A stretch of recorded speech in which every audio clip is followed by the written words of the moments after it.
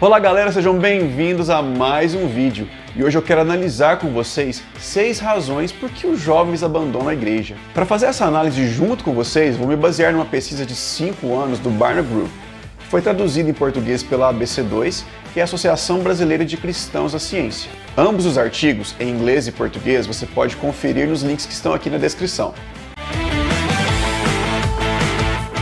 Há um grande problema na vida de muitos jovens e adultos que cresceram na igreja, mas que com o tempo tiveram um afastamento temporário ou mesmo uma revolta contra a igreja.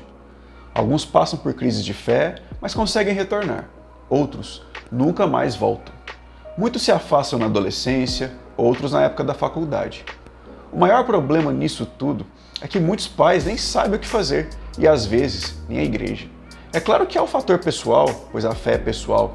No entanto, nem a igreja e nem a família podem fechar os olhos para os pequenos, grandes problemas que colaboram para que isso aconteça. Então, vamos analisar agora juntos os dados dessa pesquisa para que possamos de forma crítica entender o que está acontecendo e como nós podemos agir diante desses fatos. Primeira razão, as igrejas têm a tendência de ser super protetoras. Vamos primeiro analisar os dados da pesquisa. 23% dos jovens entre 18 e 29 anos disseram: cristãos demonizam tudo que está fora da igreja. 22% disseram que a igreja ignora os problemas do mundo real. 18% disseram que a igreja está muito preocupada que filmes, músicas e games sejam prejudiciais. E aí, você também consegue identificar este problema? E com certeza isso varia conforme a sua tradição cristã. É sempre importante fazer com que jovens e adolescentes tenham sua própria convicção sobre o que é certo e o que é errado. No entanto, na maioria das vezes eles chegam para os mais velhos, os líderes da igreja, os pais, com as questões deles e muitas vezes recebem respostas prontas e vazias de argumentos. É pecado ouvir música secular? É pecado jogar esse game? Então, é importante a gente entender que não é dessa forma que as coisas funcionam. Porque se a gente simplesmente dá uma resposta simples para uma criança ou um adolescente, quando ele cresce, ele percebe e ele entende, através das próprias convicções e estudos dele, que aquela resposta ela foi insuficiente, ele pode ter conflitos de fé ou então ser tido como rebelde dentro da igreja.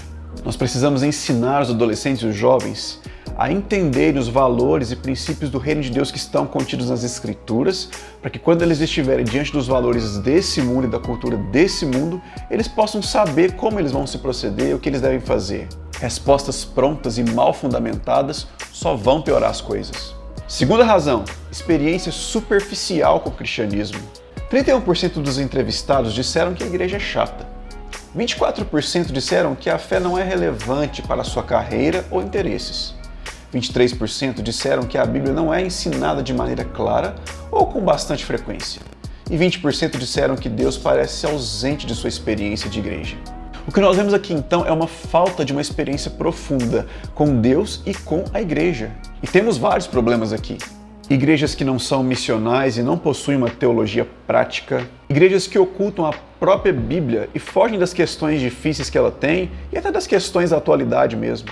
Igrejas que transformam a experiência com Deus em meros rituais vazios. Uma verdadeira espiritualidade cristã, ela é pautada no amor e ela nos leva a viver de forma altruísta com relação a Deus e com relação ao próximo. Uma fé verdadeira torna a igreja relevante para a sociedade e para o meio onde ela está inserida. No entanto, igrejas que se escondem atrás de ritos religiosos, legalismo, uma fé somente teórica e distante da realidade, não tornam a experiência cristã de fato real e verdadeira.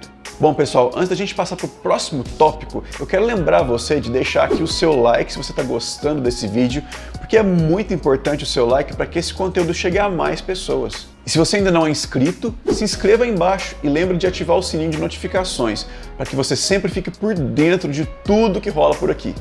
Terceira razão. Igrejas parecem ser antagônicas à ciência. 35% dos entrevistados disse que cristãos são tão confiantes que acham que sabem todas as respostas. 29% disseram que as igrejas estão fora de sintonia com o mundo científico em que vivemos. 25% disseram que o cristianismo é anti-ciência. E 23% disseram que foram silenciados pelo debate criação versus evolução. Não é de hoje que nós podemos perceber uma tensão entre fé e ciência, não é verdade? Mas elas não precisam ser antagônicas. Há muitos cientistas, tanto no Brasil e no mundo inteiro, que estão trabalhando para que fé e ciência possam dialogar de maneira sábia. e pacífica. Aqui no Brasil, por exemplo, nós temos a ABC2, que é a Associação Brasileira de Cristãos na Ciência, que produz muito conteúdo para facilitar esse diálogo e nutrir a sociedade com informação relevante. Eles possuem canal aqui no YouTube, eles possuem podcast, entrevistas e também tem um site deles que você pode conferir os links que estão aqui na descrição. Agora, falando sobre o tópico específico, a igreja precisa aprender a conversar sobre ciência e não fugir dessas questões difíceis. Adolescentes e jovens chegarão na faculdade e serão bombardeados com informações. E muitas dessas informações, serão contrárias àquilo que eles aprenderam a vida inteira na igreja. E se eles ainda permanecerem com essas dúvidas quando chegarem lá, isso vai colaborar para que eles tenham crises de fé terríveis. Por isso a gente precisa que eles sejam nutridos de argumentos e respostas sólidas e sensatas, pois caso contrário eles podem ter a sua fé confrontada e a sua confiança na igreja abalada. Líderes e pais, não fujam das questões difíceis. Adolescentes e jovens, não tenham medo de perguntar. Quando nós perguntamos e temos as respostas que são precisas e bem argumentadas, elas colaboram para uma maior convicção da nossa fé. Quarta razão. As experiências com jovens na igreja com relação ao tema da sexualidade são muitas vezes simplistas e cheias de julgamento. 17% diz que cometeu erros e sente-se julgado na igreja por causa deles. 40% diz que os ensinamentos na igreja sobre sexualidade e controle de natalidade estão desatualizados. E aí, esses dados corroboram com a realidade da maioria das igrejas e das famílias? Infelizmente, sim. Olha, a maioria das pessoas aprende sobre sexualidade não é com a família ou com a igreja, mas é na rua, é com os amigos ou é na internet. E muitas vezes da pior maneira possível. Há uma grande dificuldade da igreja em abordar os temas relacionados à sexualidade e por causa disso a gente gera um tabu enorme. Isso traz dificuldade para o cuidado das pessoas que sofrem nessa área, no acolhimento das pessoas que enfrentam dificuldades nessa área. Há adolescentes e jovens que passam a vida inteira se culpando porque não conseguem pedir ajuda para ninguém para falar sobre isso. Porque eles sabem que tudo que eles vão encontrar é uma ajuda supérflua ou então, muitas vezes, julgamento. Nada disso vai adiantar. A gente não pode ignorar esse tema. Por isso, estude sobre sexualidade. Estude sobre como as igrejas bem-sucedidas nessa área têm lidado com esse tema. Mesmo que para você seja um tabu, encare a dificuldade e seja um instrumento de Deus para trazer informação para a sua igreja e também para cuidar das pessoas que sofrem nessa área e não conseguem pedir ajuda. Quinta razão. Lidar com a natureza exclusivista do cristianismo. 29% disseram que as igrejas têm medo das crenças de outras religiões. Outros 29% disseram que se sentem forçados a escolher entre a fé e os amigos. 22% disseram que a igreja é como um clube privado, apenas para privilegiados. Eu confesso que tenho pensado bastante sobre isso. É muito importante para um novo cristão, um novo convertido, ser acolhido na igreja, participar da comunidade da fé, das atividades da igreja, se envolver na vida social que a igreja tem, porque isso fortalece a fé, ajuda no crescimento, na caminhada. O problema é quando a gente se torna tão preso ao ecossistema da igreja que a gente não consegue mais ter vida social fora dela. Muitos, quando se convertem, deixam de ter contato com seus amigos e nem conseguem mais ter relação com pessoas que não têm a mesma fé que eles. Não conseguem ser influentes, relevantes. Muitos adolescentes crescem dentro de uma bolha, dentro de um grupinho e não conseguem se desvencilhar dele, não conseguem ser abertos e conversar sobre outros temas e outras coisas fora daquela bolha do contexto da igreja. Isso é muito prejudicial socialmente para a pessoa, mas também dificulta o diálogo e o próprio evangelismo. A pessoa se torna alienada. O que a gente precisa fazer de verdade é preparar os adolescentes e os jovens para serem relevantes não dentro da igreja, mas fora dela. Eles precisam saber que eles precisam ser uma bênção dentro da igreja, sim, se envolvendo em tudo que eles puderem se envolver, mas principalmente sendo relevantes, influenciadores, levando a cultura do reino de Deus para as pessoas que estão fora da igreja. Mas não como um chato que só sabe conversar sobre as coisas da igreja, só sabe falar evangeliquez e só sabe ficar apontando o pecado dos outros. Mas precisa ser relevante de forma amável, sensata e sábia.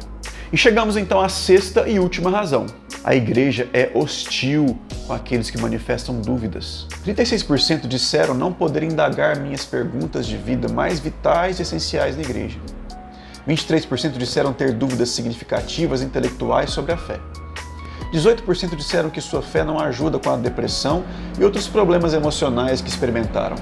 Bom, como eu já comentei anteriormente, esse é um problema recorrente nas igrejas, né? fugimos das perguntas difíceis, escondemos e protegemos as pessoas dos temas complicados da fé cristã, fingimos que a fé não tem nada a ver com os principais problemas da atualidade no mundo. Quando buscamos responder essas questões, nos colocamos de forma arbitrária, que nada contribui para o crescimento espiritual e intelectual das pessoas. E ao invés de deixá-las mais convictas da sua fé, nós acabamos deixando as pessoas com mais dúvidas e muitas vezes acompanhadas por uma culpa terrível, por um pecado que talvez não conseguem falar sobre ele, ou pela culpa de ter pensamentos céticos, ou simplesmente pelo medo de ser taxado como o rebelde da igreja. Há muito que se pensar sobre essas questões e há muito que melhorarmos como família e como igreja. Não é sábio nem sensato ficarmos nos culpando por pessoas que abandonam a fé, que saem da igreja. Mas aquilo que nós pudermos corrigir e fazer para que nós não sejamos pedra de tropeço para ninguém, nós temos que fazer. A verdadeira vida cristã precisa nos deixar mais conscientes de que nós somos humanos, da nossa humanidade, ou seja, erramos, precisamos corrigir as coisas. Não nos tornar pequenos deuses que sempre impõem a sua opinião, que são soberanos em tudo e que nunca erram e não podem ser questionados. Então, se você gostou desse vídeo, não esquece de deixar aqui o seu like, que é muito importante. Deixe também o seu comentário a respeito de algum desses tópicos que nós falamos aqui. Se você acha que esse vídeo é relevante, que pode gerar uma discussão boa, talvez, para um grupo na sua igreja, para pessoas que possam tratar esse tema de forma saudável, então faça isso, mande para as pessoas, compartilhe esse vídeo com as pessoas do seu grupo social, para que vocês possam conversar sobre esses temas de forma saudável e possam buscar melhorar como igreja, melhorar a acolhida, melhorar a questão da liderança. Mas olha só, por favor, não use esse vídeo para alfinetar ninguém, ok? Seja maduro. Um abraço e até o próximo vídeo. Tchau, tchau.